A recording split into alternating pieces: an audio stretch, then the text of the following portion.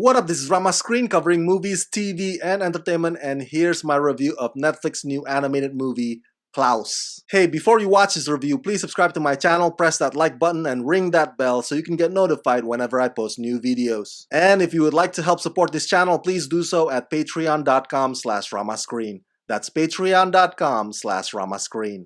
Let's rock this. First up, I would like to say thank you to Netflix for granting me the screener to this new animated movie. So, you think you know the origin story of Santa Claus, huh? Well, think again, my friend, because this is not Tim Allen putting on the red suit after the other big jolly guy tragically fell. Welcome to the new and I would even say fascinating take on how the iconic character comes to be. Klaus is hilarious, it's uplifting, and it's also both festive and clever. My favorite season of the year is still Halloween, but I have a soft spot for Christmas movies, and Klaus is the perfect and wonderful way to kick off this year's holiday. Jason Schwartzman voices the character Jesper, who is an entitled rich brat.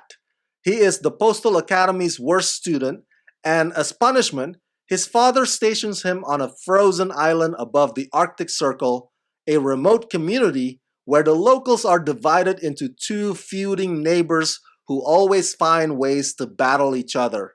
So getting them to exchange words, let alone write and send letters, would be close to impossible.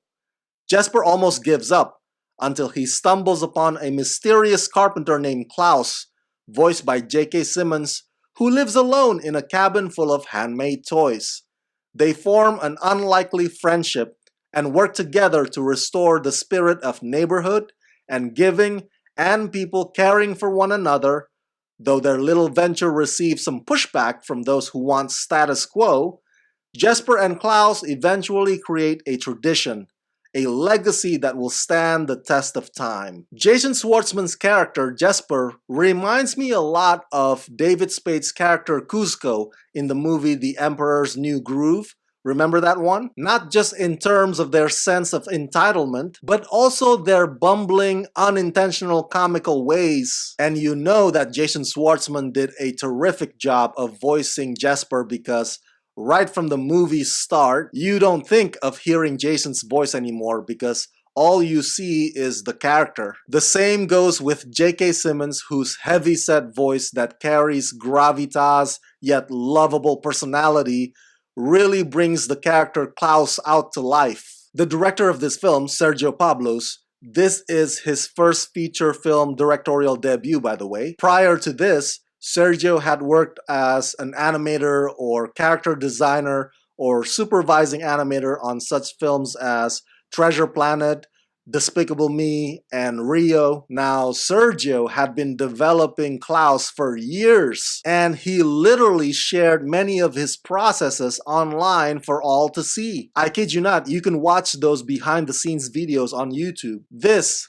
Klaus is Sergio's passion project, and even though I'm not an animation expert, you can tell how remarkable Sergio's technique is in pushing 2D animation to a level unlike you've ever seen before. The colors, the lighting, the shadowing, the texture. I mean, in today's world where our eyes have kind of gotten used to 3D CG, it's really nice to come across an animation like Klaus that offers something familiar, yet fresh and pristine. But I always say, it all comes down to the story. Klaus has a genuine story that makes you smile, makes you laugh, and makes you ponder about what's really important in life. And it has its own unique way of incorporating many of the elements that we today's society often associate with the image and reputation of Santa Claus. This is one of those movies where you come out of it feeling much better than when you entered. Klaus is about friendship.